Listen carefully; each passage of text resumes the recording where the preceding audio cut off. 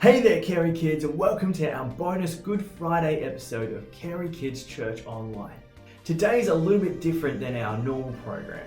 Gonna be a little bit less on the jokes and the games because today is kind of a sad day. But at the same time, it's also a good day. And that's why it's called Good Friday. It's a day that together we remember something really sad, but also really good. Before we get to today's story, let's take a look at the story so far. The story so far. God created everything, but Adam and Eve rejected God. Sin came into the world and wrecked everything, including the relationship between humans and God. Humans were created for life with God, but sin came in, and sin leads to death and separation from God. So God made a promise to a man named Abraham that he was going to bless the world through Abraham's family. What was the blessing? It was a plan to fix the problem of sin and make a way for people to be close to God again. Abraham's family became the Israelites. They ended up as slaves in Egypt, but God rescued them and turned them into a special nation, set apart for the blessing He was bringing to the world. The Israelite story is one filled with examples of the fact that people can't beat sin on their own. But it's also filled with examples of God making a way when it seemed like there was no way. No matter how hard they tried, the Israelites couldn't beat sin on their own. God was going to have to do it for them. And the exciting news is that He'd been planning to all along. God the Father, Jesus the Son of God, and the Holy Spirit had been planning it since the beginning. Jesus was going to come to earth and save it. Not just the Israelites, but everyone. Every person ever. How? Jesus was going to take all the sin of everyone onto Himself. And then, even though He'd done nothing but love people and live perfectly, Jesus was going to die. And our sin was going with Him.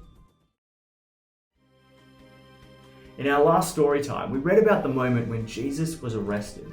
No army in the world could ever arrest Jesus unless He let them. And He did let them because He knew that His time had come. So today, we're going to read the next part of the story. This one's called The Sun Stops Shining.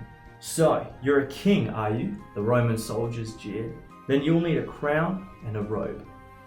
They gave Jesus a crown made out of thorns and put a purple robe on Him and pretended to bow down to Him. Your Majesty, they said. Then they whipped Him and spat on Him. They didn't understand that this was the Prince of Life, the King of heaven and earth who had come to rescue them. The soldiers made Him a sign, "Our King," and nailed it to a wooden cross.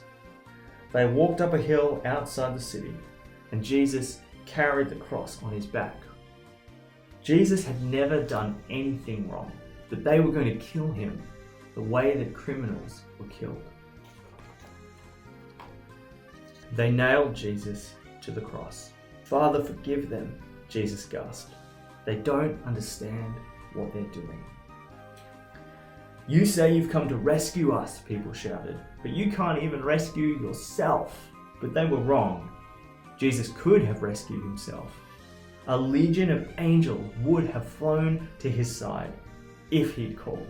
"If you were really the Son of God, you could just climb down off that cross," they said. And of course, they were right. Jesus could have just climbed down.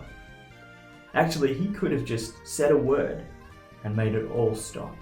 Like when He healed the little girl and stilled the storm and fed 5,000 people. But Jesus stayed. You see, they didn't understand. It wasn't the nails that kept Jesus there. It was love. "Papa," Jesus cried, frantically searching the sky. "Papa, where are you? Don't leave me." And for the first time, and the last, when He spoke, nothing happened. Just a horrible, endless silence. God didn't answer. He turned away from His boy. Tears rolled down Jesus' face, the face of the one who would wipe away every tear from every eye. Even though it was midday, a dreadful darkness covered the world. The sun could not shine. The earth trembled and quaked. The great mountains shook and the rocks split in two, till it seemed that the whole world would break, that creation would tear itself apart. The full force of the storm of God's fierce anger at sin was coming down on his own son instead of his people. It was the only way God could destroy sin and not destroy his children whose hearts were filled with sin. And then Jesus shouted in a loud voice, "It is finished." And it was. He had done it. Jesus had rescued the whole world. "Father," Jesus cried, "I give you my life."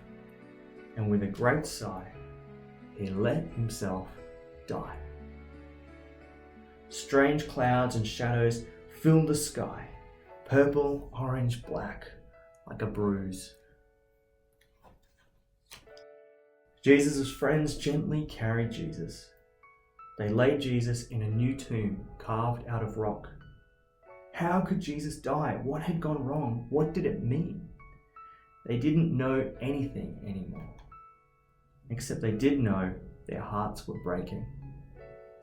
"That's the end of Jesus," the leaders said. But just to be sure, they sent strong soldiers to guard the tomb.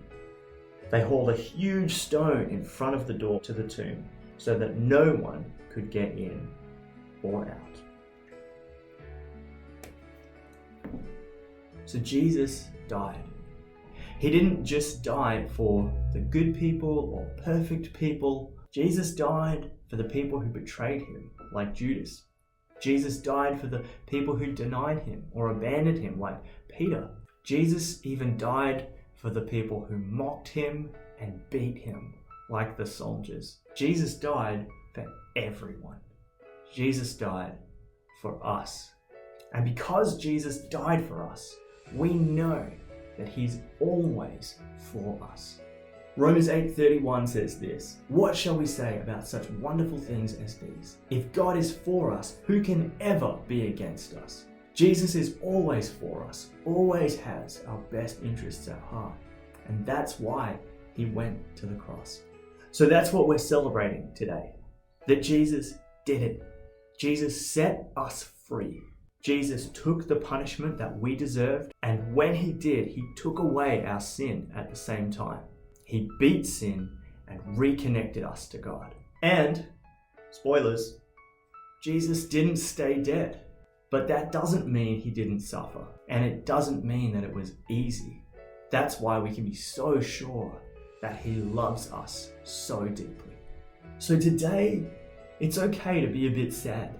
But every time we feel a bit sad about what Jesus did, we should thank him for choosing him and thank him for loving us. And on Sunday, we get to celebrate the fact that Jesus came alive again and that he's still alive right now. I'll see you then. Bye for now.